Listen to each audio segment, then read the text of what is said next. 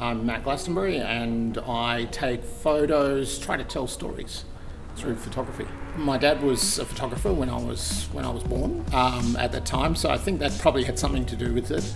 I then really enjoyed capturing different commercial style photography for graphic design purposes. While I was living in Hong Kong for many years, not too long ago, I started taking a lot of photos with my phone and posting them on Google+. And we noticed quite quickly when we were going out to some really unique and interesting beaches and on secluded islands around Hong Kong that so many people were commenting on the photos online saying, I thought Hong Kong was just a bunch of buildings and concrete. What the heck? We're booking tickets to here. So we fairly quickly realised the link between social media, photography and travel. My favourite story that I've been telling, it's an ongoing story, and that's called the Dreamboat series. One day I saw this boat floating over some clouds just below the frame of the picture.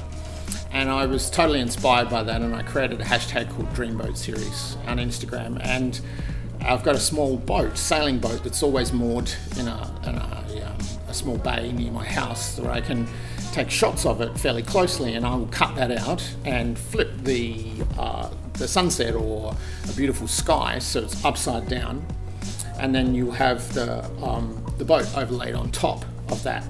And what I find interesting about that is that the brain automatically assumes that it's water because there's something underneath the boat and you can see the reflections of the boat. It's great to be able to connect through social media with people and get to know them over a long period of time, and then eventually meet them and work together or go on trips together and things like that. It's inspiring and quite unique to think that a couple of apps on your phone can bring people together and change their life, really. It's wonderful to see that you can see and experience such an inspiring thing and then share that, and then to see that ripple effect of how that then changes work for other people and changes people's travel plans. It changes everything for us as well. It gets us more work too. I absolutely love shooting the stars. I find that's really interesting because it's always so different, and you can stand there and look at the stars yourself, and you can wait a half an hour or so for your eyes to adjust, and you can see a certain amount, but the camera can just see so much more. So especially when you take a few hours of time-lapse footage or individual frames and then play them back in a movie, you'll see satellites whizzing past and aeroplanes and the space station and all this sort of stuff, and you'll actually see the rotation of the planet.